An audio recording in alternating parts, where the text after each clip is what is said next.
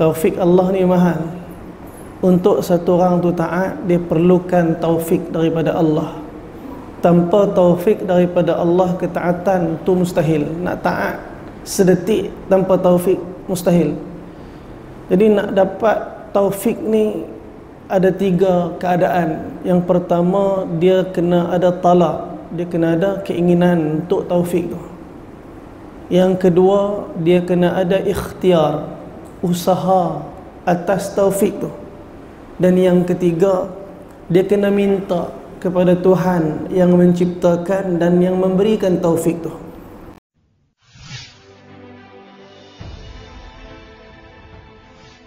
Assalamualaikum warahmatullahi taala wabarakatuh. Nahmaduhu wa nasta'inuhu wa nastahdihi wa nastaghfiruh wa nu'minu bihi wa natawakkalu alayhi. ونعوذ بالله من شرور أنفسنا ومن سيئات أعمالنا من يهده الله فلا مضل له ومن يضلل فلا هادي له ونشهد أن لا إله إلا الله ونشهد أن محمدا عبده ورسوله أما بعد قال الله سبحانه وتعالى في القرآن الكريم أعوذ بالله من الشيطان الرجيم كل نفس ذائقة الموت ثم إلينا ترجعون صدق الله العظيم قال رسول الله صلى الله عليه وسلم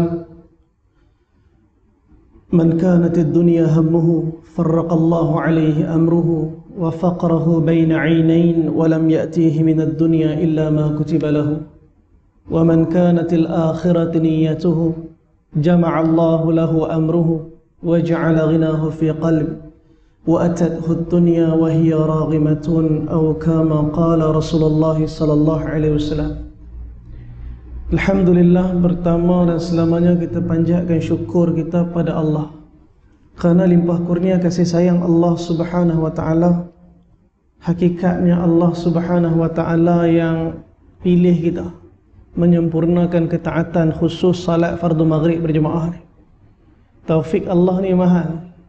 Untuk satu orang tu taat, dia perlukan taufik daripada Allah. Tanpa taufik daripada Allah, ketaatan tu mustahil. Nak taat sedetik tanpa taufik mustahil.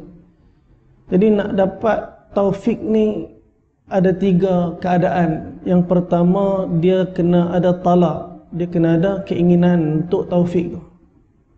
Yang kedua, dia kena ada ikhtiar, usaha atas taufik tu. Dan yang ketiga, dia kena minta kepada Tuhan yang menciptakan dan yang memberikan taufik tu. Bila 3 benda ni ada, insya-Allah Allah Ta'ala akan istiqamahkan taufik sehingga dia dapat melakukan ketaatan dalam hayat dia sampai mati. Ada orang yang dia ada talab, dia ada keinginan, dia nak bangun tahajud, bukan tak mau, tapi ikhtiar tak ada. Pukul 5 baru tidur, Masya Allah, dia niat bangun tahajud insya-Allah, tidur pukul 5. Bukan tahajud tuan-tuan, subuh pun terkejut insya-Allah. Keinginan ada, ikhtiar tak ada, masalah juga. Ada orang keinginan ada, ikhtiar pun dia hadir, tapi Allah tak pilih juga. Kata ulama, barangkali disebabkan dosa-dosa yang kita buat, yang kita tak minta ampun dengan Allah, Allah jauhkan kita daripada amal. Bukan kita tak mau baca Quran, kita niat nak baca Quran, niat memang nak baca Quran ni, balik sekejap lagi nak baca Quran ni. Quran tu dah letak dekat depan TV, supaya nak buka TV nampak Quran dulu, supaya boleh ambil Quran dulu dan baca dulu. Tapi Allah tak bagi taufik. Sampai nampak Quran depan TV tu, letak ambil remote. Lah, esok sama agak lusa. Sebulan dah tak baca Quran rupanya. Ya Allah. Kadang-kadang dia bukan dia tak mau, dia keinginan ada ikhtiar dia buat, tapi tak ada taufik daripada Allah untuk amal tu tak dapat. Sebab tu kata ulama, kalau Allah tak pilih kita dalam satu amal, bertaubat pada Allah. Taubat pada Allah. Dengan taubat Allah Ta'ala akan hapuskan zulumat hati, dan Allah Ta'ala akan hadiahkan taufik ketaatan kepada kita. Sebab tu syukur pada taat, atas taat yang Allah Ta'ala bagi, taufik Allah bagi ni, Masya Allah, benda besar. La in syakartum la azidannakum. Siapa yang kufur, seandainya kamu kufur kepada ni'mat, kamu syukur pada nikmatku, kata Allah, azidannakum, aku tambahkan nikmat kepada kamu. Wa la in kafartum, kalau kamu kufur, inna azabi la syadid. Ingat azabku pedih, kata Allah. Azab bukan yang sakit. Kadang-kadang kita ni sakit ni, azab ni, aksiden azab ni, dah belum tentu. Azab ni apa dia? Azab ni bila meninggalkan ketaatan, sebenarnya sedang berada dalam azab Allah Ta'ala. Sebab dia sedang jauh daripada rahmat Allah. Itu hakikat azab yang sebenar. InsyaAllah tuan-tuan maksud bersatulah kita baca kisah-kisah sahabat ni supaya kita melihat kehidupan mereka dan kita malu dengan kehidupan kita. Sebab mereka ialah orang-orang yang telah berjuang setiap detik, hari-hari kehidupan mereka, dan mereka dah tak ada dah pun, mereka dah wafat dah. Tapi Allah Ta'ala beritahu dalam Quran, 2 kali dalam Al-Quran, jangan kata orang yang syahid tu mati, jangan. وَلَا تَقُولُوا لِمَنْ يُقْتَلُ فِي سَبِيلِ اللَّهِ أَمْوَاتٍ. Jangan kata orang yang syahid tu mati. Siapa yang kata ni? Siapa yang firman ni? Allah yang menciptakan mati dan hidup kata, jangan kata orang yang syahid tu mati. Bal ahya, bahkan mereka hidup. Walakin la tash'urun, dan sebenarnya kamu yang tak sedar tentang kehidupan mereka ni. Sebab mata kita ni hanya nampak benda yang zahir ya. Allah tutup yang gaib. Kita tak nampak benda banyak di sebalik daripada apa yang Allah sembunyikan di alam gaib. Termasuklah alam barzakh yang sebalik dekat dengan kita pada alam kehidupan ni. Allah ulang ayat yang seterusnya, ayat yang lain. وَلَا تَحْسَبَنَّ الَّذِينَ قُتِلُوا فِي سَبِيلِ اللَّهِ أَمْوَاتًا. Jangan sangka orang yang syahid tu mati. Tadi cakap jangan, sekarang ni sangka pun jangan. Bal ahya, bahkan mereka hidup, kata Allah. 'Inda rabbihim yurzaqun, di sisi Tuhan mereka beroleh rezeki. Allah kata mereka hidup, mereka tengah dapat rezeki ni, mereka sedang beroleh rezeki ni. Tuan-tuan, hari ni kita nak baca seorang lagi, kisah yang ke-73, betul tak? 75. Oh, Ustaz Nazrin dah selesai dah. 73, 74. Lah dia tak maklum. Okey, tak apa. Kalau saya tanya soalan yang 73, 74 boleh jawab kot, insya-Allah. Dia bukan exam, tapi apa nama? Rewind. Sebab yang sebelum-sebelum ni, dan ni pun kita baca lagi seorang. Kalau kita 75 hari ni, kita sedang baca lagi seorang sahabat yang juga ahli Badar. Yang kisah 73, 74. Siapa dia? Sayyidina Sa'ad bin, ingat lagi tak?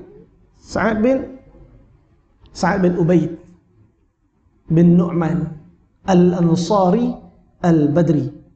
Dia orang Aus, dia ahli Badar. Kita nak hafal 313 ahli Badar ni payah.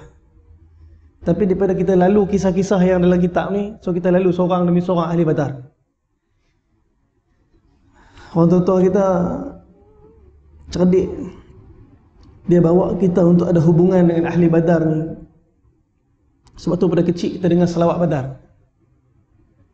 Ingat lagi tak tuan selawat Badar?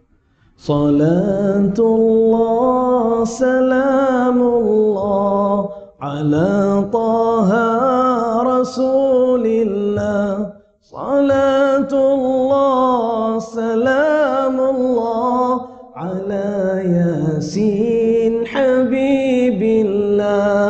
Tawassalna bibismillah wa bilhadi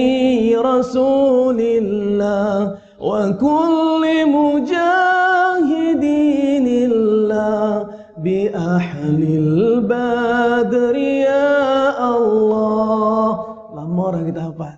Apa makna dia? Salatullah, salamullah, selawat daripada Allah dan salam daripada Allah. Ala Taha Rasulillah, kepada Nabi kita Taha. Nama lain pada Nabi kita Taha. Sebab tu kita letak nama anak kita Taha. Nama siapa tu? Nama Nabi kita Taha Rasulillah.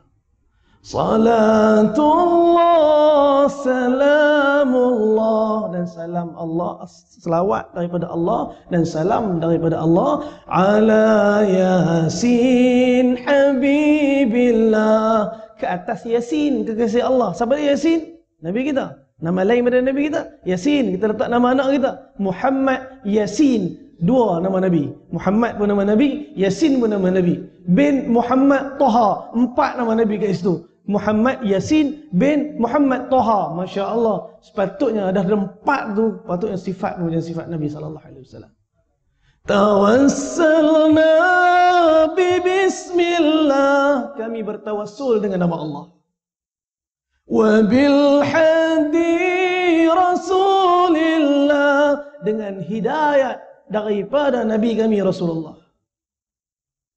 Wa kulli mujahidinillah, dan daripada semua mujahidin yang berjuang di jalan Allah. Bi ahlil badri ya Allah, dan dengan tawassulnya kami kepada ahli Badar, wahai Allah. Berapa orang? 313. Yang syahid berapa orang? 14. 13 dimakamkan di mana? Di medan peperangan Badar. Seorang dimakamkan di mana? Di satu tempat 28 km daripada medan Badar yang bernama Wadi Zafiran. Wadi Zafiran. Siapa dia yang seorang tu? Bukan orang lain. Itulah Sayyidina Ubaidah bin Harith bin Abdul Muttalib, sepupu Nabi SAW. Siapa isteri dia? Sayyidatuna Zainab binti Khuzaimah radhiyallahu taala anha. Syahid saja Sayyidina Ubaidah bin Harith. Selesai tempoh iddah, apa yang berlaku? Nabi SAW telah nikahi isteri dia yang bernama Sayyidatuna Zainab binti Khuzaimah radhiyallahu taala anha. Dan Sayyidatuna Zainab pun hidup tak lama, umur 25 tahun meninggal dunia. Dan itulah hubungan Nabi SAW dengan mereka, yakni ahli Badar. Sepatutnya hari ini pun kita ada hubungan dengan mereka. InsyaAllah kisah 75 kita masih sambung lagi dengan satu orang sahabat Nabi yang juga merupakan ahli Badar. Kisah 75, kesyahidan seorang sahabat yang takut dari ucapan yang buruk. Sebab apa? Sekali kita tengok nama penuhnya ialah Sayyidina Abu Hudzaifah bin Utsbah bin Rabi'ah Al-Quraisy, daripada Bani apa? Ini pun daripada Bani Abdul Manaf. Abu Hudzaifah bin Utsbah radhiyallahu taala anhu, anak kepada Utsbah bin Rabi'ah. Siapa dia Utsbah bin Rabi'ah? Kita ulang banyak kali tuan-tuan nama ni. Sebab apa? Inilah antara nama yang hidayat tak tembus-tembuslah mati dia. Setiap kali hidayat nak tembus, dia berpaling dan memilih jalan kebatilan dan tetap memilih permusuhan dengan Nabi. Inilah Utsbah bin Rabi'ah, bapa kepada Sayyidina Abu Hudzaifah radhiyallahu taala anhu. Ia ialah salah seorang sahabat yang gugur dalam perang Yamamah. Perang Yamamah perang apa? Perang lawan dengan Musailamatul Kadzab, nabi palsu di zaman Sayyidina Abu Bakar Siddiq radhiyallahu taala anhu. Dekat mana Yamamah hari ni? Riyadh. Riyadh. Tuan-tuan kalau pergi Riyadh, tuan-tuan boleh ziarah maqam para syuhada Yamamah. Termasuklah yang kita nak baca hari ini, Sayyidina Abu Hudzaifah bin Utsbah bin Rabi'ah. Ia tergolong sahabat yang masuk Islam pada peringkat awal. Ia pernah melakukan 2 kali hijrah dan merasakan salat dengan 2 arah kiblat. Sebelum kiblat ditukar ke Kaabah atau Masjidil Haram, kiblat umat Islam adalah Masjidil Aqsa. Banyak peperangan yang pernah diikutinya. Di antaranya adalah peperangan Uhud, dan peperangan yang lain ia ikuti bersama-sama Rasulullah sallallahu alaihi wasallam. Tuan-tuan boleh tambah perang Badar, tak tulis. Sayyidina Abdullah bin Abbas radhiyallahu taala anhuma meriwayatkan dan berkata, pada waktu perang Badar Rasulullah sallallahu alaihi wasallam bersabda kepada para sahabat-sahabat beliau ridwanullahi ajma'in, aku telah mengetahui bahawa para pemuda dari Bani Hashim dan lainnya dikeluarkan secara paksa. Mereka tidak akan berani menyerang kita. Maka barang siapa di antara kamu yang berjumpa dari pemuda Bani Hashim, ni betul kan? Dia tulis Bani Hisham pula dekat kitab ni. Pemuda Bani Hashim jangan dibunuh. Barang siapa yang berjumpa dengan Al-Abbas bin Abdul Muttalib, jangan dibunuh, akan tetapi keluarkan ia dengan paksa. Maksud dia apa? Ambil jadi tawanan perang. Siapa dia Al-Abbas bin Abdul Muttalib? Pakcik Nabi. Pakcik Nabi sallallahu alaihi wasallam. Tuan-tuan, hak ni yang menyebabkan Abu Hudzaifah sikit terasa, sebab dalam perang Badar bapa dia pun sebenarnya terpaksa. Utbah tak mau ikut perang Badar. Syaibah tak mau ikut perang Badar. Hak yang keras sangat nak ikut perang Badar ni siapa dia? Abu Jahal.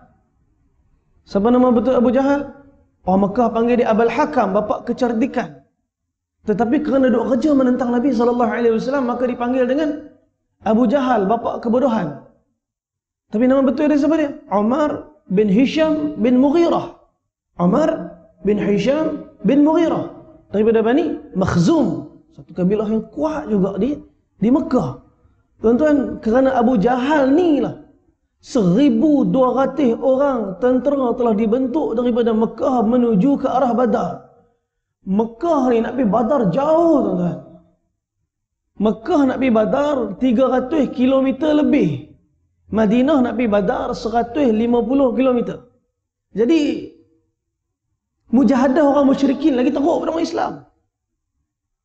Maka melalui jalan Rabigh, jalan pesisiran pantai, untuk sampai ke arah Badar. Akhirnya mereka sampai, mereka berkemah di satu tempat yang Allah sebut dalam Quran suratul Anfal ayat 76.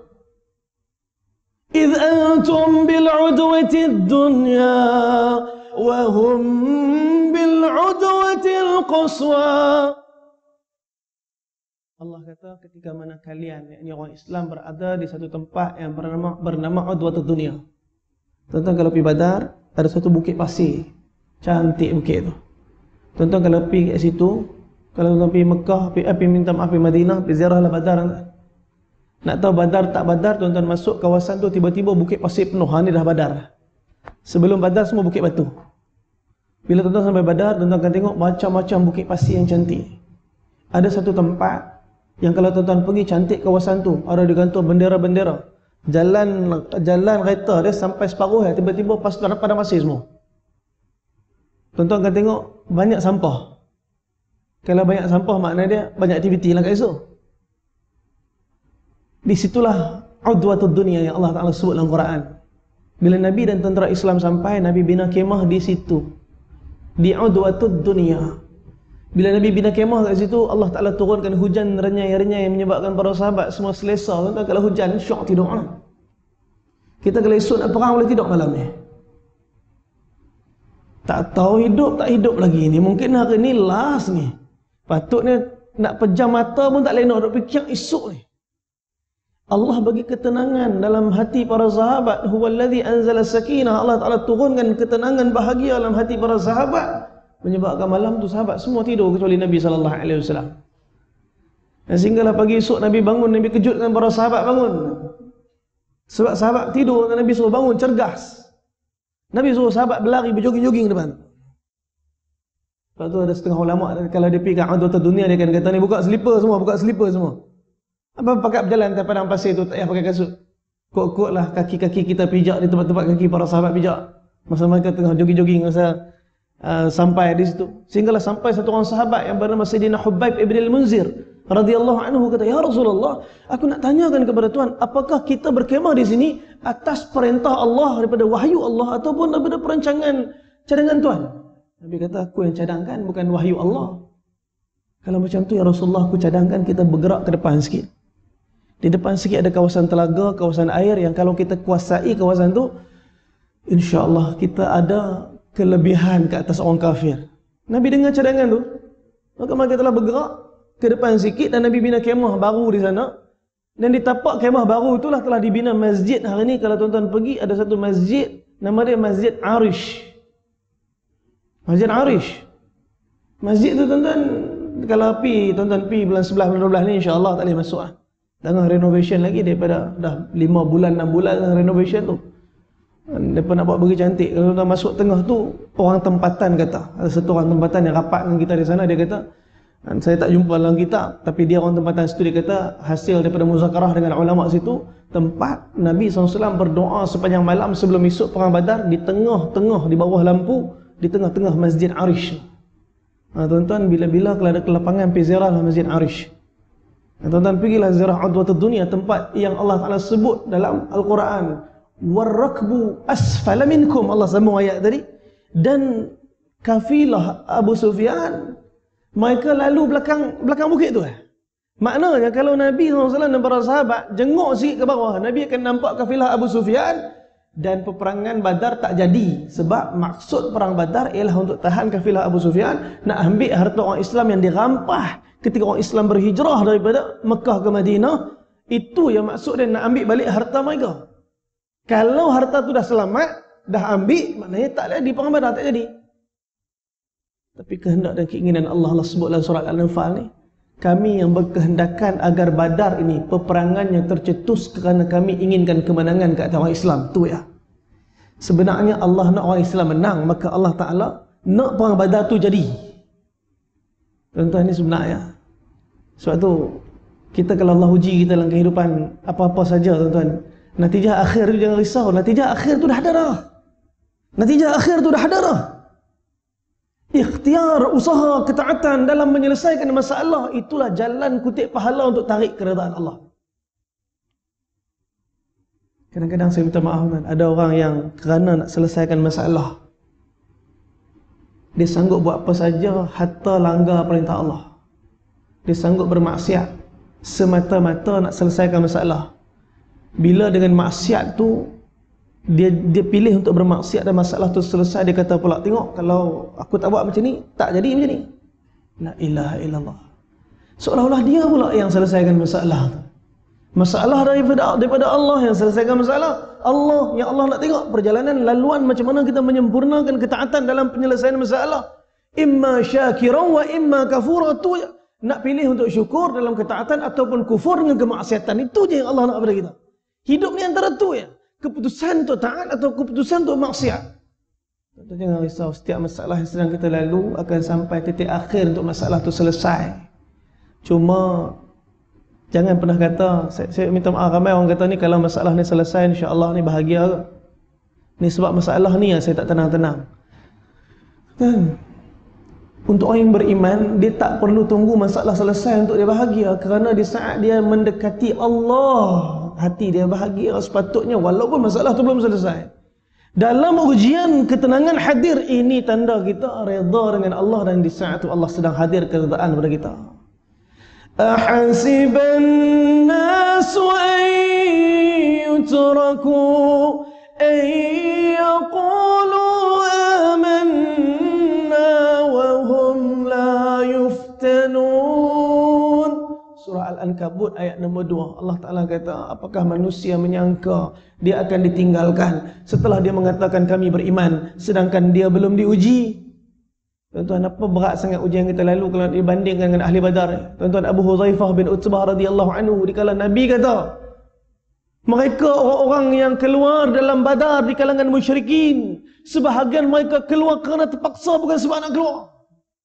Termasuklah seperti bapa saudara Nabi Al-Abbas bin Abdul Muttalib. Ada lagi tak? Ada. Siapa dia? Al-Walid ibn Al-Walid ibn Al-Mughirah. Siapa dia?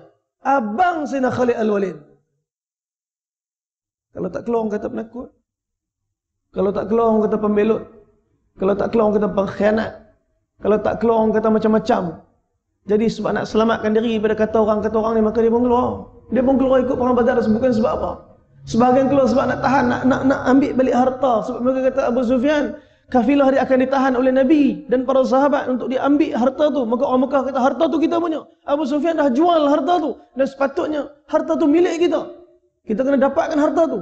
Warakbu asfala minkum, Allah kata mereka, yakni para kafilah Abu Sufyan, dapat melepaskan diri daripada Nabi. Mereka lalu sebelah ya, tuan-tuan, dekat belakang tu. Macam mana saya nak tunjuk?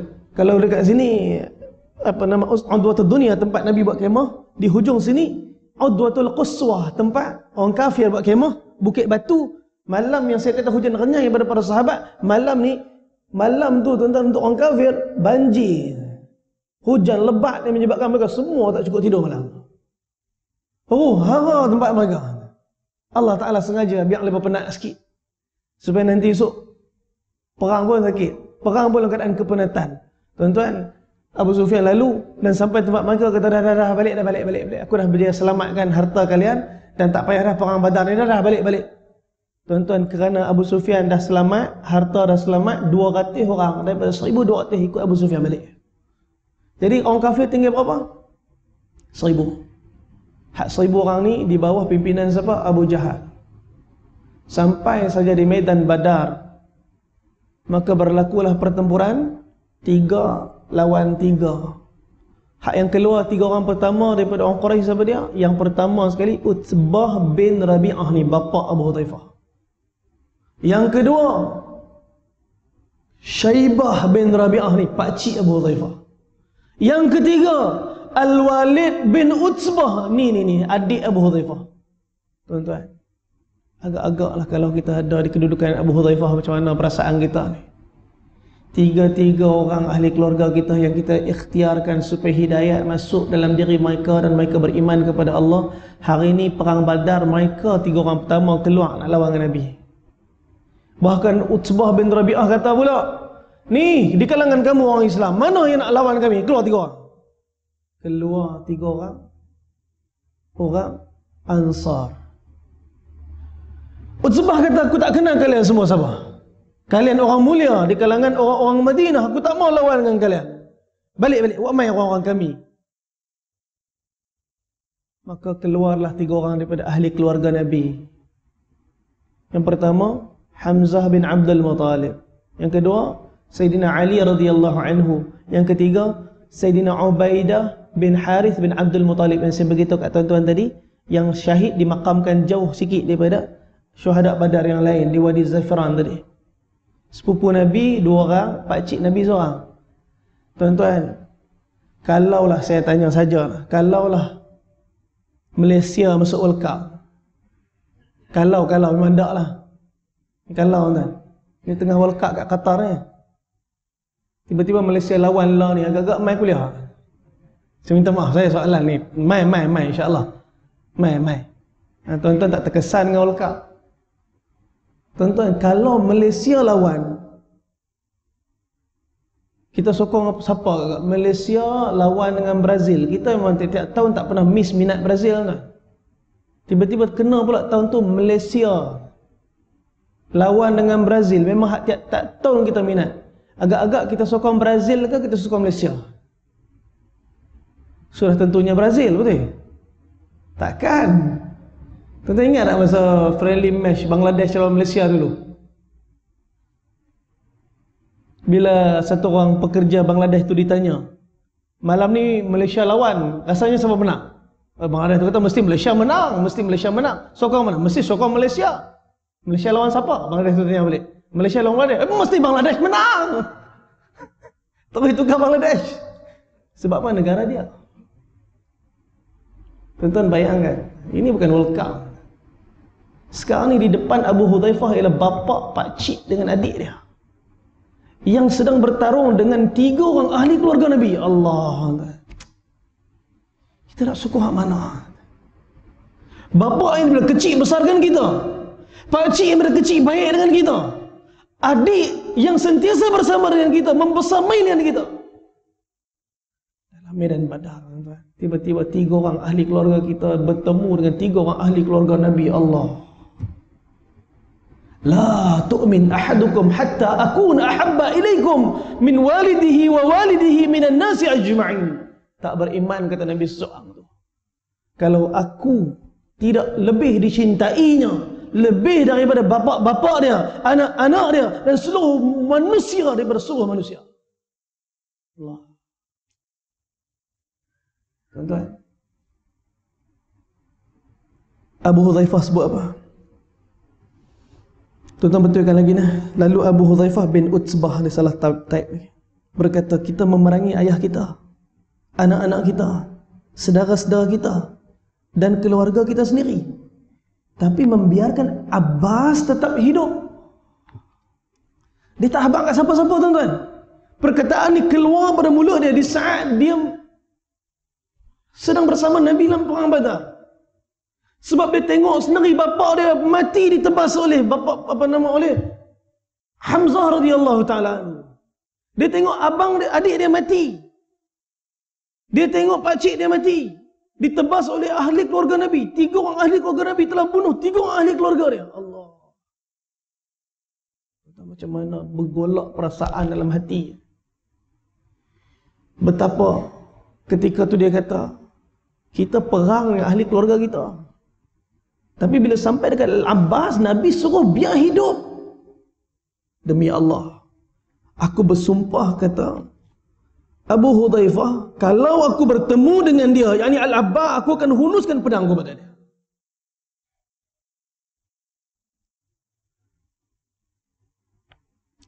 Dia berkata, aku kemudian menyampaikan pernyataan ini kepada Rasulullah sallallahu alaihi wasallam. Dan dia berkata kepada Umar Al-Khattab, wahai Abu Hafs. Panggilan kunyah bagi Sayyidina Umar apa dia? Abu Hafs. Sebab apa anak Sayyidina Umar nama dia? Hafsah radhiyallahu ta'ala anha. Umar berkata, demi Allah, bahawa itu adalah untuk hari pertama di dalamnya Rasulullah sallallahu alaihi wasallam marah kepada Abu Hafs. Apakah wajah pakcik Rasulullah sallallahu alaihi wasallam juga akan ditusuk dengan pedang? Kemudian Sayyidina Umar Al-Khattab berkata, biarkan aku memancung batang leher Abu Hudzaifah dengan pedang. Demi Allah, ia munafik. Kemudian Umar berkata, Abu Hudzaifah sangat menyesal dengan pernyataannya tadi. Lalu berkata, demi Allah, aku tak tenang dengan ucapanku yang pernah aku lontarkan ketika itu, dan aku akan terus merasa takut dengan ucapanku itu sampai dosaku diampuni oleh Allah Subhanahu wa taala dengan menjadikanku syahid. Dan benar sahaja, Abu Hudzaifah akhirnya gugur dalam peperangan Yamamah. Tuan-tuan, silap cakap, sebab marah ni perasaan. Sayang ni bukan boleh dibuat-buat. Sayang dengan ahli keluarga ni ialah satu lumrah yang diciptakan oleh Allah dalam setiap manusia. Suka ataupun tidak, bapa dia ialah bapa, adik dia ialah keluarga, pakcik dia ialah keluarga. Suka atau tak, perasaan cinta tu datang. Tetapi bila Nabi mengatakan suatu perkara yang kadang-kadang mereka tak boleh nak faham masa tu. Tapi inilah para sahabat. Mereka bila bertaubat, mereka tebus kesilapan dan dosa mereka dengan kebaikan. Tak pernah satu pun lepas tu ghazwah yang disertai oleh Nabi, melainkan Abu Hudzaifah akan sertai juga. Tuan-tuan, kita baca kisah 76, sebab kisah 76 ni pun kisah Abu Hudzaifah juga. Kisah kesyahidan seorang sahabat yang sedih atas kematian ayahnya. Dari Sayyidatuna Aisyah radhiyallahu taala anha, ia berkata bahawa Rasulullah sallallahu alaihi wasallam memerintahkan sahabat untuk tetap berada di sungai, namun mereka meninggalkannya. Lalu Rasulullah sallallahu alaihi wasallam mengetahuinya. Lalu beliau memanggil, wahai Utsbah, wahai Syaibah, wahai Umayyah bin Khalaf, wahai Abu Jahal, yang menghitung seluruh yang ada di sungai. Apakah kamu telah menemukan apa yang telah dijanjikan oleh Tuhanmu? Kerana aku telah menemukan apa yang telah dijanjikan oleh Tuhanku. Tuan-tuan, bila Nabi bercakap ni, masa Nabi campak semua jasad mereka ni dalam telaga. Dia tulis sungai, bukan sungai, kan? Tak ada sungai kat Mekah, tak ada sungai kat Madinah, tak ada sungai dekat Saudi. Kalau tuan tengok tu bukan sungai, itu kita panggil wadi, lembah, wadi. Lepas wadi ni ialah tempat yang rendah, lembah. Bila hujan, maka wadi itu akan dipenuhi dengan air. Tuan-tuan jangan nak pergi buat mengai tentu, memang tak ada ikan. Semangat tuan, tengok hujan, Masya Allah. Weh, ni boleh buat casting ni. Dia pergi casting. Lepas tu dia pun tanya, bersifat kumpau. Nanti tanya lah bersifat kumpau. Memang tak ada ikan. Wadi mana ada ikan tuan? Kalau tuan-tuan pergi dekat Uhud, ada mahsir. Tempat yang Nabi SAW suruh Sayyidina Ali ambil air untuk bersihkan darah Nabi SAW di Uhud. Dan di situ pun air cuma bertakung bila lepas hujan saja. Lama lepas tu tengok tempat tu dah kering balik dah. Tak ada. Ada kata, Ustaz, hari tu pergi. Ada ikan Ustaz, ada ikan. Tuan-tuan, berudu tuan, berudu, kata. Bukan ikan. La ilaha illallah. Lama betul tinggal Malaysia ni sampai anak ikan dengan berudu pun dah tak kenal. Tuan-tuan, ni Saudi, ni Arab. Tuan-tuan, yang banyak telaga. Sungai tak ada. Telaga banyak. Tuan-tuan pergi sana telaga, sini telaga. Hak tempat memang ada anak ikan kat mana? Tuan-tuan kena gerak pergi dekat satu tempat. Nama dia, orang situ kata Wadi Garagir. Wadi Garagir tempat itu. Ataupun Wadi Ad-Disah. Jalan api Tabuk. Tang tu memang sentiasa ada air. Air tu bertakung sebab apa? Air keluar daripada batu. Air tu turun sehingga tempat tu ada beluka, pokok tinggi, lalang tinggi. Di situ tuan-tuan tengok ada ikan kecil-kecil. Ha, tu yang mana ikan? Allah Ta'ala buat dekat padang pasir tu, tiba-tiba ada air. Kalau kita tengok tu setakat lecak lah. Kalau kat Malaysia ni, tu lecak hujan. Kalau untuk orang Arab, Masya Allah, ini mata air. Mereka duk guna, saya duk tengok relax lepas tadah tu, lepas minum. Saya tengok berpasiak kan. Kita, ya Allah. Baru lepas pijak naik jeep tadi. Ambil minum pula. Masya Allah, kita tak tergamak. Sebab kita duduk dekat negara. Mereka negara hujan sikit, kita negara sikit-sikit hujan. Dan sikit-sikit hujan. Ni kita kan. Mereka sana, hujan sikit, memang sikit. Kadang-kadang lama tak hujan, buat istisqa. Hari tu nak pergi ke lapangan terbang kan. Masa saya kat sana hari tu, memang musim kemarau. Sehingga kan hari tu di-announce dekat Masjid Nabawi untuk buat istisqa. Saya kata, Alhamdulillah dapat buat istisqa dekat Masjid Nabawi. Buat salat sunat, minta hujan. Tuan-tuan, selepas salat istisqa, kami pun check out hotel, naik bas nak pergi ke airport. Tengah-tengah, driver tu bawa bas, tuan-tuan. Driver tu tiba-tiba seronok. Dia tepuk saya, Alhamdulillah, Alhamdulillah. Matar iji. Saya kata kat dia, apa masalah? Nadhab ilal matar, naruh ilal matar. Lish? Kita mau pergi kat matar. Matar ni tuan-tuan, kapal lapangan terbang. Mim, ta, alif, ra. Lapangan terbang, matar. Dia kata, la wallahi, matar nazal. Matar nazal. Mim, ta, matar hujan. Bahasa Arab. Mim, ta, alif, ra, matar, lapangan terbang. Mim, ta, ra, matar, hujan. Dia beritahu dia punya sonok kan, hujan turun. Baru tadi buat istisqa, hujan petang tu turun. Lepas hujan sonok kan, hari ni Jeddah banjir. Sebab jarang-jarang hujan. So, mereka tak ada sistem pemparitan yang baik macam kita. Kita negara yang memang standby, kita ada lorong smart. Itu semua untuk persiapan banjir. Mereka tak siap apa untuk banjir. Sekali banjir, tuan-tuan, 800 lebih dah kan, kematian disebabkan banjir. Daripada banjir dulu-dulu, mereka buat statistik dah 800 lebih kematian sebab banjir. Hak baru ni dah 3 orang mati. Banjir dekat Jeddah ni, 3 orang dah mati. Sebab mereka tak persiap untuk banjir.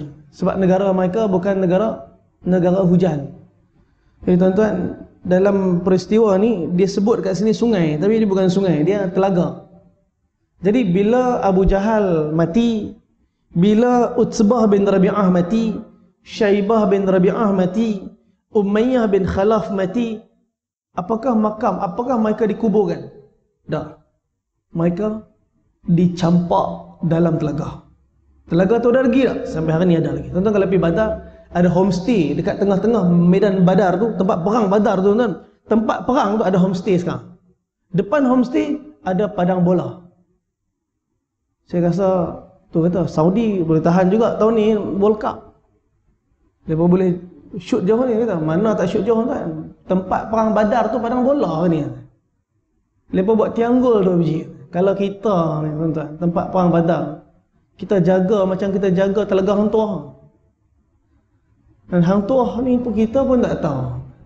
Ada ke tak ada Hang Tuah ni? Dia kata takkan Melayu hilang di dunia. Dia hilang entah ke mana. Siapa tahu Hang Tuah duduk mana? Kubur Hang Tuah pun kita tak confirm kat mana. Inna lillah. Tapi kita jaga kubur apa nama telaga hang tu, tapak kaki hang tu. Masya Allah, kita ni orang yang menghargai sejarah. Tuan-tuan, lepa bina homestay dekat tengah tempat perang. Lepa buat padang bola. Kita nak main bola ke situ pun tak teragak. Elok tepi padang bola, tempat baling corner, tuan-tuan, tempat sepak corner, ada telaga lama. Tempat itulah, telaga itulah yang dicampak jasad-jasad orang kafir. Bila Nabi campak, apa Nabi kata tadi? Nabi SAW tanya soalan. Nabi kata, apakah kamu telah menemukan apa yang dijanjikan oleh Tuhanmu yang sebenar? Nabi tanya kat Abu Jahal sebuah yang dekat dalam pagi itu. Kerana aku telah menemukan apa yang telah dijanjikan oleh Tuhanku sebenarnya.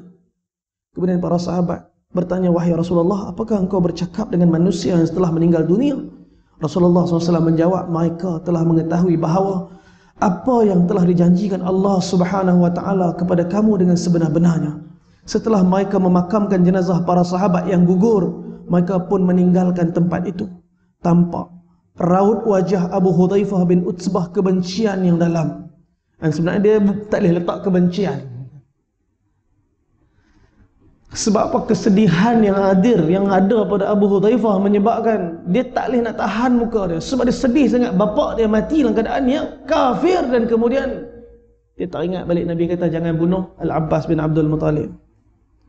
Ia melihat kesedihan telah berubah dan ayahnya telah berundur sampai ke telaga. Lalu Rasulullah SAW bertanya kepada Abu Hudzaifah, wahai Abu Hudzaifah, demi Allah, apakah menyakitimu apa yang telah terjadi kepada ayahmu? Dalam riwayat yang lain dikatakan, semoga engkau dapat memasukkan ayahmu ke dalam syurga. Tuan-tuan, yang perkataan yang kedua ni disebut dalam hadis yang sahih diriwayatkan oleh Imam Muslim. Dalam Musnad Ahmad disebutkan juga benda ni, dan disebutkan juga dalam kitab oleh Ibnu Abu Asim dan kitab Sunnah. Abu Hudzaifah berkata, demi Allah wahai Rasulullah, aku tidak meragukan sesuatu pun terhadap Allah Subhanahu Wa Taala dan Rasulnya, dan aku tidak meragukan apa yang terjadi kepada ayahku dan kematiannya. Namun apabila ia pandai dan bijaksana, aku dapat berharap dan memohon agar ia tidak meninggal dunia sebelum mendapat petunjuk hidayah daripada Allah Subhanahu Wa Taala dan memeluk Islam. Namun ketika aku mengetahui dan menyedari bahawa itu semua sudah terlambat dan yang terjadi telah terjadi, maka aku sangat merasakan kesedihan. Dalam riwayat yang lain, maka aku berharap agar itu semua menjadikan ayahku dekat dengan Islam. Namun setelah aku mengetahui apa yang menimpanya dan aku ingat bahawa ayahku meninggal tidak seperti yang aku harapkan, maka hal itu membuatkan perasaanku sedih. Maka Rasulullah SAW mendoakan kebaikan untuk Abu Hudzaifah radhiyallahu taala anhu. Tuan-tuan, Abu Hudzaifah ni tuan-tuan, harap ayah dia masuk Islam. Daripada awal dia masuk Islam, dia sembunyikan keislaman daripada ayah dia. Tapi setiap kali dia balik rumah, kalau ada hujah, dia akan cuba untuk bentuk ayah dia untuk hadir, untuk faham apa yang dibawa oleh Nabi. Dan sebenarnya Abu Hudzaifah faham sangat dah tentang Islam. Tuan-tuan, di mana rumah tempat Nabi berkumpul? Kalau tuan-tuan pergi Mekah, tuan-tuan ada lift dekat Babus Salam. Kita kalau pergi Mekah tuan-tuan, hotel kita biasa kat Safwa Tower, Clock Tower. Hak yang ada duit sikit duduk dekat mana? Duduk dekat apa nama Dar Tauhid. Dar Tauhid tu tuan-tuan, saya tak pernah duduk lah kat situ, lepas kata 10,000 semalam. Tapi ramai je duduk kat situ. Tuan-tuan bayangkan, hari ni belah tu dah jadi depan. Belah tu jadi depan. Kalau kita depan Masjidil Haram lah mana? Pintu King Abdul Aziz, pintu King Fahad tu depan. Dulu tu belakang. Dulu tu belakang. Depan mana? Babus Salam. Babus Salam kat mana? Tempat sa'i. Tempat sa'i. Sebab apa? Rumah Nabi belah sana. Nabi tak masuk ikut pintu King Abdul Aziz, Nabi tak masuk pintu King Fahad. Nabi kalau masuk Masjidil Haram daripada rumah Nabi, Nabi akan masuk ikut Babus Salam. Babus Salam kat mana? Babus Salam ni tuan-tuan, tempat Marwah, Safa Marwah. Daripada Safa tuan-tuan, daripada Bukit Safa, tuan-tuan nak keluar, ikut luar, nak pergi ke tempat ambil air Zam-Zam atau tempat rumah lahir Rasulullah. Tuan-tuan turun dan naik eskalator, tuan-tuan sedang keluar, sebenarnya itulah Babus Salam. Kalau tuan-tuan keluar pada Babus Salam, ambil belah kanan, tuan-tuan akan nampak lift naik eskalator untuk pergi buat sa'i naik skuter. Tuan-tuan nak sa'i naik skuter, lepas guna lift tu naik tingkat tingkat 3. Sewa skuter, lepas tu sa'i, boleh nak tawaf sekali pun boleh. Di situ kalau tuan baca kat pintu, dia tulis Babul Arqam. Babul Arqam. Babul Arqam ni pintu Arqam. Sebab apa? Di situ ialah kawasan tempat rumah Arqam ibni Abi Arqam. Nabi dakwah sembunyi-sembunyi 3 tahun di rumah Arqam ibni Abi Arqam. Di saat Nabi mengajarkan para sahabat Al-Quran di situ, Abu Jahal pernah mai? Pernah, tapi tak masuk. Abu Jahal akan mai, duduk kat belah tepi rumah, dia letak telinga dia dengar. Utsbah bin Rabi'ah, bapak Abu Hudhaifah tadi pun sama. Dia akan pergi belah belakang, letak telinga. Setiap perkataan daripada firman Allah sebenarnya mereka faham dengan jelas, dan mereka tahu hak tu betul. Dan bila pernah mereka keluar, tuan-tuan, terserempak Abu Jahal dengan Utbah, serempak. Awas Abu Jahal kata, hang buat apa ni? Utbah kata, hang buat apa kat sini? Aku saja nak tahu apa yang Muhammad ajar. Tuan-tuan, masing-masing dengan ego masing-masing. Sebab tu keras. Abu Jahal pernah pukul, minta maaf, Abu Hudhaifah, Utsbah bin Rabi'ah pernah pukul Abu Bakar Siddiq dengan kasut dia, dengan terompah kayu dia. Tuan-tuan, pecah kan muka Abu Bakar Siddiq, berdarah penuh. Sampai dikatakan wajah Sayyidina Abu Bakar Siddiq berlumuran dengan darah kerana dipukul oleh Utsbah bin Rabi'ah. Pingsan Abu Bakar Siddiq, sehingga bila sedar saja, perkataan pertama yang keluar daripada mulut Sayyidina Abu Bakar Siddiq apa dia? Aina Rasulullah? Mana Rasulullah? Mana Rasulullah? Ibu Abu Bakar Siddiq kata, jangan kamu khawatir, Rasulullah selamat. Abu Bakar kata, tak, aku takkan makan walaupun satu suap makanan, melainkan aku nak jumpa, nak tengok sendiri Nabi dah okey ke belum. Sebab hari itu masa mereka pukul Abu Bakar, mereka pukul Nabi juga. Tuan-tuan, ni kadang-kadang saya malu. Kadang-kadang mereka melalui kehidupan dengan perjuangan tanpa henti. Kita melalui kehidupan dengan penantian tanpa henti. Lepas banyak bergerak, kita banyak tunggu. Tunggu apa tu? Tunggulah Imam Mahdi. La ilaha illallah. Tuan-tuan, janji Allah pasti Imam Mahdi akan hadir. Tapi sekarang ni bukan kerja tunggu, kerja kita gerak-gerak nak buat apa ustaz? Tak. Tuan-tuan nampak ni bergerak lah ni. Nak buat bergerak apa lagi ustaz? Kami bukan ada duit nak beli benda-benda mahal, kamera canggih-canggih ni. Duduk fikir risau kawasan kita, apa ramai lagi hidayat belum sampai pada hati orang bukan Islam ni, semua bertanggungjawab kita. Kalau Nabi ada hari ni, duduklah masjid ni, pas Nabi pun fikir ni, macam mana seluruh ceras ni, jalan kuari ni, tak ada seorang pun mati tanpa iman. Nak buat macam mana? Kena mesyuarat ni, nak buat macam mana? Bila ada mesyuarat, baru ada pergerakan. Bila ada kerisauan, baru akan tumbuh satu perkara. Kalau tak ada kerisauan, KLCC pun tak naik. Kalau tak nak fikir tak nak KLCC, tak naik KLCC. Kalau tak nak fikir pasal KL Tower, tak naik KL Tower. Sebab ada kerisauan atas untuk benda tu, maka benda tu naik. Kalau ada kerisauan untuk hidayat, hidayat akan tersebar. Sebab tu kita baca kisah itu sahabah dan kehidupan mereka, supaya kita faham mahal agama ni. Pengorbanan perasaan Abu Hudhaifah bin Utsbah radhiyallahu anhu, inginkan hidayat untuk bapa dia, akhirnya bapa dia mati dengan kekafiran. Tuan-tuan, Nabi SAW tahan, Nabi tangkap Al-Abbas bin Abdul Muttalib. Nabi tak bunuh. Siapa lagi? Ramai. Tawanan kafir berapa ramai? 70 orang. Tuan-tuan, orang kafir yang ditangkap masa perang Badar 70 orang. Tawanan 70 orang. Antara seorang tawanan nama dia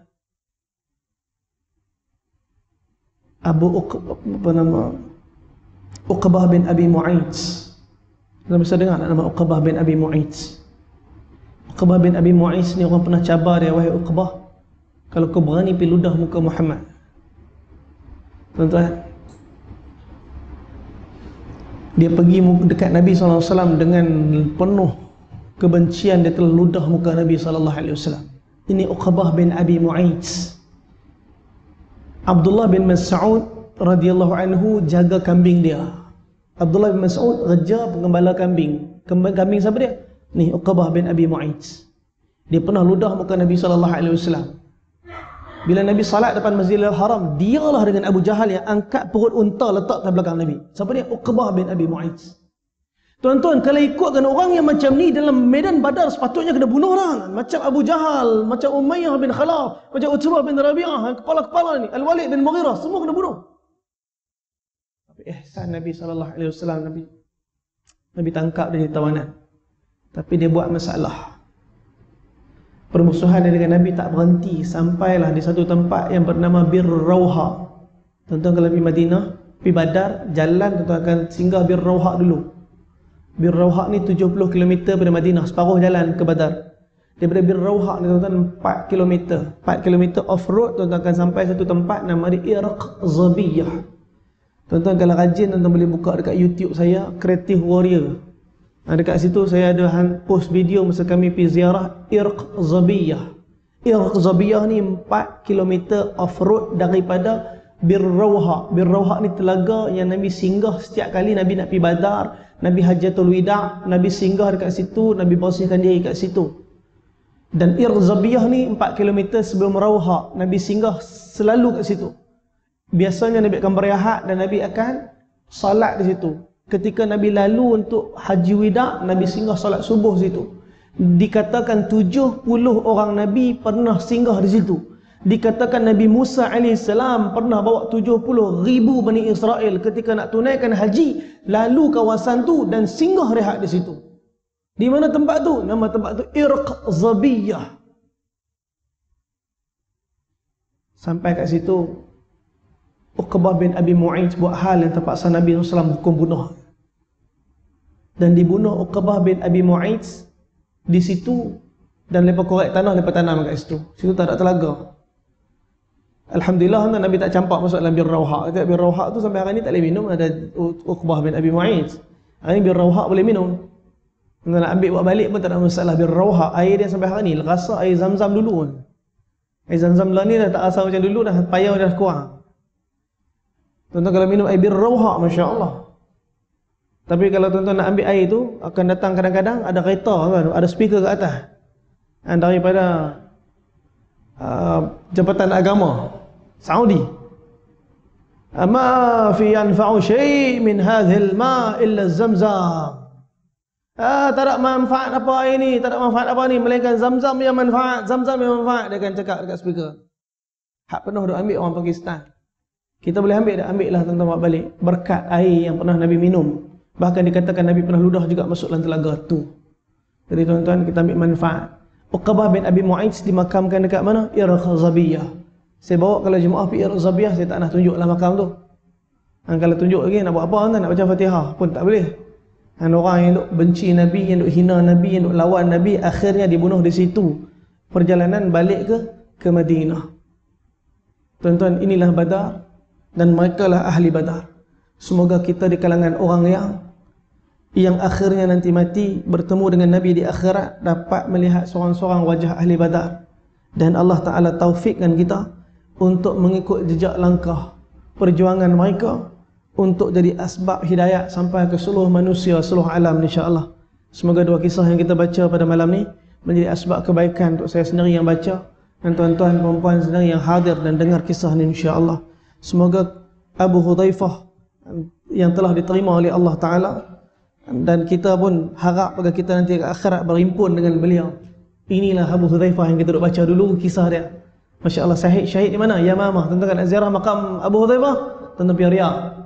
Pergi Riyadh, dekat tanah Yamamah ada kubur Sayyidina Abu Hudzaifah bin Utbah. Dia syahid sebelah guru dia, yang juga merupakan dulu hamba dia masuk Islam, Salim Maula Abu Hudzaifah. Di Islam dimerdekakan Salim. Dikatakan, wahai seluruh orang Quraisy, inna hadza Salim ibni Maula Abu Hudzaifah. Mulai hari ni Salim bin Abu Hudzaifah. Dulu anak angkat boleh bin dengan bapa angkat dulu. Sebelum ayat Quran turun mengharamkan bapa angkat berbin dengan bapa angkat, anak angkat bin bapa angkat. Dulu boleh anak angkat bin bapa angkat. Nabi pun pernah Zaid bin Harithah, Zaid bin Muhammad pernah. Turun je ayat Quran mengharamkan berbinkan anak angkat dengan bapa angkat, maka balik Zaid bin Harithah. Salim, bapa dia tak tahu siapa. Jadi Salim bin apa tak ada, cuma tulis Salim Maula Abu Hudzaifah. Maka syahid sama-sama dalam perang Yamamah, dimakamkan dalam satu liang yang sama, dan mereka pasti akan dibangkitkan bersama-sama, dan semoga kita masuk syurga dengan mereka bersama-sama, insya-Allah. Semoga yang baik daripada Allah Subhanahu wa taala, yang tak baik pun daripada Allah, tapi kerana kelemahan dan dosa saya minta ampun daripada Allah. Saya minta maaf kepada tuan-tuan dan puan sekalian. Semoga Allah Taala terima kita semua, dan kita doa sikit, moga amin tuan-tuan dan puan pada malam ni. Allah Taala terima doa kita semua, insya-Allah. Bismillahirrahmanirrahim. Alhamdulillahi Rabbil Alamin. Wassalatu wassalamu ala rasulina Muhammadin wa ala alihi wa sahbihi ajma'in. Allahumma ya awwal al-awwalin wa ya akhir al-akhirin wa ya dhal quwwati al-matin wa ya rahim al-masakin wa ya arham ar-rahimin ya arham ar-rahimin ya arham ar-rahimin. Ya Allah, Tuhan yang sedang pandang kami, pandanglah kami seperti mana Kau pandang Nabi dan para sahabat. Wahai Allah, Nabi telah wafat dan tinggalkan kami, zaman telah berlalu lebih 1400 tahun. Wahai Allah, dengan kerinduan yang begitu tebal dalam hati-hati kami, wahai Allah, terhadap kekasih kami. Begitu juga para sahabat ridwanullahi ajma'in. Mereka telah tinggalkan kami dengan cahaya hidayat, dengan daripada perjuangan pengorbanan mereka. Wahai Allah, air mata, darah dan peluh yang pernah mengalir di badan mereka telah menjadi asbab hari iman sedang mekar dalam hati-hati kami. Tapi wahai Allah, kerana dosa-dosa yang kami buat, iman ini sedang layu. Wahai Allah, wahai Allah, tangan yang kami angkat ni berlumuran dengan dosa. Kalaulah Engkau tak ampunkan kami, habislah kami. Wahai Allah, kalaulah Kau zahirkan dosa kami, pasti hitam timur dan barat kerana dosa ni. Wahai Allah, tapi kalaulah Kau ampunkan kami, wahai Allah, itulah kebaikan yang cukup sempurna untuk kami. Tolonglah wahai Allah, kami angkat tangan kami mengetuk pintu rahmat keampunan Kau. Tolonglah ampunkan kami semua wahai Allah. Terima ibadat kami semua wahai Allah. Kami buat amal, Engkau yang menerima wahai Allah. Kalau Engkau tolak, habislah kami. Kalau Engkau terima, Masya Allah, kami lah orang yang paling beruntung dalam dunia ni wahai Allah. Kami tahu mulut ni akan terhenti bercakap, tangan ni akan jatuh dan gugur, kaki akan berhenti melangkah, jantung akan berhenti berdegup. Wahai Allah, mata ni pasti tertutup. Saat dan ketika tu tak ada lagi guna taubat untuk kami wahai Allah. Wahai Allah, kami angkat tangan kami yang berlumur dengan dosa ni, mohon sungguh-sungguh keampunan daripada Engkau. Tolonglah terima kami dan taubat kami ni wahai Allah. Ampunkan dosa mak ayah kami wahai Allah. Ampun dosa anak isteri kami wahai Allah. Ampun dosa guru-guru kami wahai Allah. Ampun dosa umat ni wahai Allah. Kami berjalan di kala umat ni sedang sibuk minum arak wahai Allah. Kami menyaksikan umat ni berzina wahai Allah. Kami menyaksikan umat ni dalam keadaan fitnah demi fitnah untuk perkara dunia wahai Allah. Kami melihat umat ni sibuk dengan perkara yang haram wahai Allah. Kami melihat umat ni dengan judi wahai Allah. Wahai Allah, tolonglah ampunkan dosa umat ni. Hadirkan taufik untuk umat ni hadir pada taubat wahai Allah. Istiqamahkan taufik untuk taubat juga pada kami wahai Allah, sehingga kami menjadi orang-orang yang bertaubat sebelum kami mati wahai Allah. Wahai Allah, janganlah Kau tutup mata kami, berhentikan jantung kami di dalam keadaan kemaksiatan kami kepada Engkau wahai Allah. Kami berlindung daripada kejahatan amalan kami kepada Engkau wahai Allah. Tolonglah terima kami wahai Allah. Tolonglah terima amalan umat ni wahai Allah. Kau pilihlah setiap daripada umat ni untuk menyambung langkahan kaki Nabi SAW. Kami tak pandai, kami jahil, kami bodoh, kami hina, kami cuma hamba Engkau Tuhan kami wahai Allah. Hadirkan dalam hati kami sangkaan yang baik wahai Allah untuk umat ni, sehingga kami dapat pegang tangan umat ni melangkah dalam cahaya hidayat Engkau wahai Allah. Supaya Engkau kekalkan cahaya hidayat yang sama pada kami wahai Allah sampai kami mati wahai Allah. Kami risau wahai Allah, di saat Kau pisahkan kami dengan Nabi dengan benteng masa 1400 tahun wahai Allah. Nanti kami terpisah lagi dengan Nabi dengan daki-daki dosa yang kami buat sebelum Kau ampunkan kami wahai Allah. Tolonglah wahai Allah, janganlah Kau matikan kami sebelum Kau ampunkan semua dosa-dosa kami dan Kau terima kami dalam kesibukan agama wahai Allah. Wahai Allah, kami tak pandai nak doa. Apa yang Nabi SAW minta dalam doa Nabi untuk hidayah dan kebaikan umat itu kami minta wahai Allah. Apa yang Nabi SAW minta, jauh bala bencana, wabak, penyakit, permusuhan, pergaduhan, kecemburuan, pergaduhan daripada umat ni Kau angkat dan jauhkanlah wahai Allah. Jangan jadikan kami saudara mara di antara orang Islam semua bergaduh kerana perkara yang kecil dan dunia ni wahai Allah. Wahai Allah, jadikan kami orang bersatu wahai Allah dalam kesatuan hati untuk mencintai Engkau dan menyempurnakan sunnah Nabi dalam kehidupan ni wahai Allah. Wahai Allah, tolonglah terima doa Nabi kami dan terimalah doa kami hari ini wahai Allah. Rabbana amanna bima anzalta wattaba'ana ar-rasul faktubna ma'al syahidin. Rabbana atmim lana nurana waghfir lana warhamna innaka ala kulli syai'in qadir. Di kalangan kami yang sakit kesembuhkanlah wahai Allah. Ada diuji ahli keluarga yang sakit kesembuhkanlah wahai Allah. Ada diuji masalah rezeki kau lapangkanlah wahai Allah. Ada diuji masalah hutang kau langsaikanlah wahai Allah. Ada diuji masalah rumah tangga kau selesaikanlah wahai Allah. Rabbana atina fid dunya hasanah wa fil akhirati hasanah wa qina adzaban nar. Wa sallallahu ala sayyidina Muhammad wa ala alihi wa sahbihi wa barik. Alhamdulillah rabbil alamin. Subhanallah minna.